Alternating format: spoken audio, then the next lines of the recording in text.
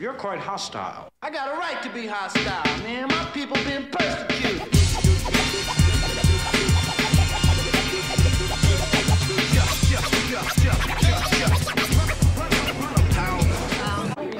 Looking at, history of Cointelpro, as rap artists and artists who do black media, what can we do to, remain diligent and not be a victim to attacks from other ports of media, government agencies, or anything of that sort? Stay connected, and I think right here in the United States, anybody that feels that they have a sense of freedom needs to pay attention to history and also pay attention to geography, because there are movements across the whole world in the diaspora that anybody that keeps themselves to any local as far as activity and their communication to just their surroundings, you're not taking advantage of something that might, be a lifeline to your efforts. That's very important, and I think, Dave is, he made me realize that years ago, and I made him realize some of it, Now he travels the world, and I actually catch his exploits for him traveling the world, so he's been to places I haven't been. And so therefore, I felt like I've been to places that Dave has been and talked to some of the people that he's talked to, because he's made those conversations,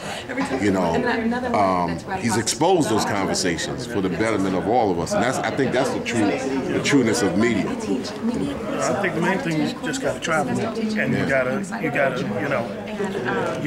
you tell the local story, but you connect it to larger things. But it's not just connecting, but it's also making those far off places local. In terms of that in geography, what we're looking at with Haiti and Katrina and whatnot, how as us as African people can we not fall victim to the extra exploitation and the attack that we're having on our communities because of these? We have to be better than the average American when it comes down to geography. We have to be better than the average American when it comes down to history, because those are our tools and our saving graces. You ask the average American questions about geography and they can't place what from what. We come from a time in the 90s where a person would say, we're going to go up to New Orleans. I'm like, that does not, you don't go up, you go south. It's like, okay, people know they're kind of local, but they can't expand on how it connects to everywhere else. Haiti is just, it's right there. It's a drop right in something miles away. Yeah, it's like. But it's the trip when we go overseas, how everybody else knows their geography. Yeah. You be in the Kibera slums in Kenya, and they'll be up on all our history and all our politics, and they'll be living in a shack. Same thing with Brazil. You go to Mexico, you go to all them places, and this is like, the way New York was in the rap scene, where New York was so arrogant it didn't talk to nobody, and the rest of the world started having conversations.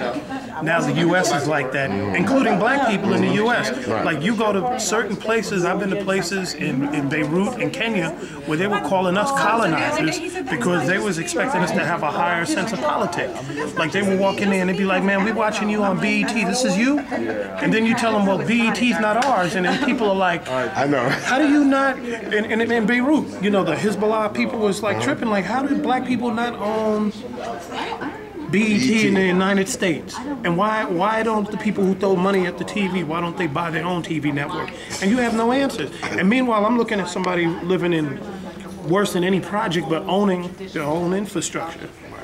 So, to me, it's kind of like, the person that's coming over, they're usually rich, they usually have means, so they bring a certain American attitude that gets picked up. It's kind of like, I always tell people when they say, well, New York is kind of soft, but it's like, well, you never met the cats from Brooklyn. Right. Because the cats from Brooklyn never left. Never left. So, only the other guy who actually was mimicking the guy from Brooklyn who showed up on the scene. So you don't see a bunch of MOPs, you see a bunch of lightweights, and so, we get a false perception of what the heart and soul of the city is. Just like, well, now you get somebody on the ground from Oakland that leaves, so you really get a real flavor of Oakland, which is why it gets a certain type of respect. But when we go overseas, none of us is overseas, so they just get, Donald Trump's nephew, showing up. And speaking of Oakland, David, do you think the word of what's going on with Oscar Grant is getting out there? It is. I mean, everywhere I go, people know about Oscar Grant. Somebody just hit me about that just now. Even in places where the brutality is worse. Like in Houston, they know about Oscar Grant, but Houston had 65 people get shot and killed by the police last year. 65 people shot and killed in the city of Houston, which is like 80% black and brown. You know, it's a weird media dynamic that you know, understand how people in structures and situations play with media. You can take, you know, like the Oscar Grant situation, it metastasized, you know, in many formats across where people are like, whoa. Used to, they just cover it up by doing more of it. So it loses itself. It diluted, right? Yeah. So it's no big deal, right. You know. I mean, so there's no real big protest.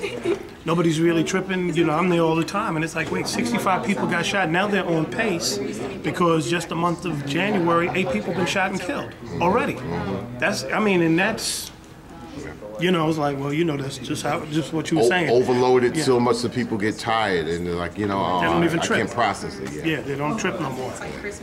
I mean, LA, same thing. I think there was 35 people in LA County. No, 20 people, 20-something people in LA County. Not counting San Bernardino and those other surrounding areas. That's a lot of people to be shot and killed by the police. You know, in a city. That's a lot. You know. And usually it gets distracted because people will say, well, you know, we're protesting the police shooting us, but what about us shooting us? Well, I mean, with numbers like that, it's pretty close right now. Because you're talking about killings, you're not talking about beatings, you're not talking about the other types of trauma that can come in law enforcement. So, you know, we talk about a death, but how many people's daddies got beat in front of them? You know, how many people's mamas got disrespected or they got disrespected in front of their wife and kids? All that stuff don't get reported. So, you know, you got 65 killings, you know, how many hundreds of people just got, you know, were sent home, you know, just humiliated by law enforcement that they pay for. Also, you like to see balances out there, and you have to kind of like demand balances. Like as growing networks grow, like Vlad TV or This Is 50 or whatever, and then hip hop portals, there has to be a space where they actually cover some reality. They just can't just like, we know what we're gonna get people's attention on, so we're gonna all, you know, we're gonna like push that to the front line, and then after a while it turns into just that. You know, 95% of the content on the front line is what people just go there for. So. You know, this is something that's within our reach. If you can't get CBS and NBC to pay attention, at least right now there is some sort of reach for Vlad TV and This Is 50 or whatever. That, you know, it's one of those things. Yo, Rocky Acapella, G! How the people say?